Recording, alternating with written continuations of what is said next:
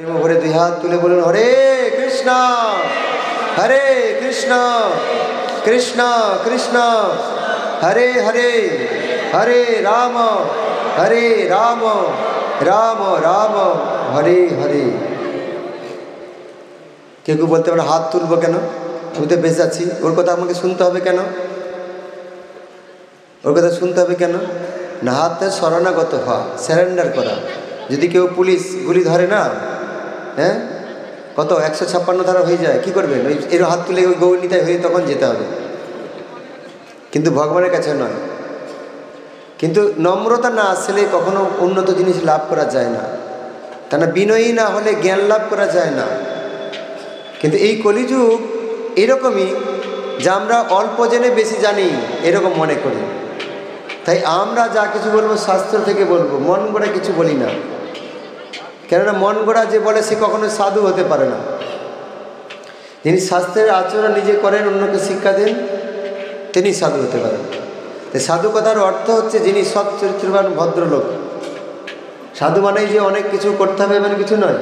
বাড়িতে থেকে সবাই সাধু হতে পারে, বাড়িতে থেকে হরিনাম করতে পারবেন, কৃষ্ণের মন্দির বলে বাড়িটাকে মনে করতে পারবেন। আর যিনি মনে করবেন তাকে বলা হয় গৃহস্থ।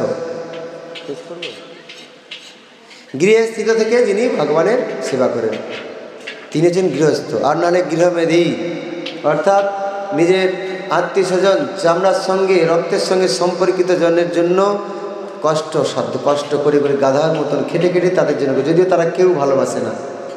এটি কর্তা তার বাড়ির পরিবারের জন্য কী না করে, কতটা ভালোবাসে, তার জন্য কতটা চিন্তা করে। সেই জন্য সকলের কাছে অনুরোধ, সকলে হরিনাম করবেন। এই দেশকে রক্ষা করার দায়িত্ব সকলের। কেন মহাপ্রভু বলেছেন, ভারত ভূমিতে মনুষ্য জন্ম হইল যার, জন্ম সার্থক করি কর পর উপকার। এটা হচ্ছে উপকার। অন্যের উপকারও করতে পারবেন, জীবন সার্থক করতে পারবেন।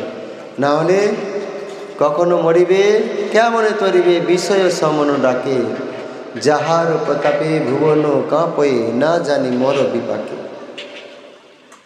সেই জন্য সবাই কাছে অনুরোধ, সবাই এখন একটু আরতি হবে, তারপরে প্রসাদ নিতে পারবেন এবং বাড়িতে গিয়ে নিজ নিজ গৃহে ফিরে গিয়ে হরিনাম করা অভ্যাস করবেন। যে হরিনাম আপনাকে সমস্ত দুঃখ দুর্দশা থেকে মুক্ত করবেন এবং পরবর্তী জীবনে যদি উদ্ধার না লাভ করতে পারেন তাহলে আপনাকে আবার একটু সুযোগ দিবেন, পুনরায় সুযোগ। আর তা না হলে আবার সেই পুনরপি জননম পুনরপি মরণম পুনরপি জননী জঠরে শয়নম, পশু পাখি হয়ে জন্ম হতে হবে, অত্যন্ত দুঃখের জীবন কাটাতে হবে। হরে কৃষ্ণ। অসংখ্য ধন্যবাদ সবাইকে। এই প্রসঙ্গে যদি কোনো কারো প্রশ্ন থাকে আলোচনা প্রসঙ্গে বলতে পারেন, নাহলে এখন আরতি হবে। পুষ্পিত গৌরাঙ্গ প্রভু কোথায় আছে?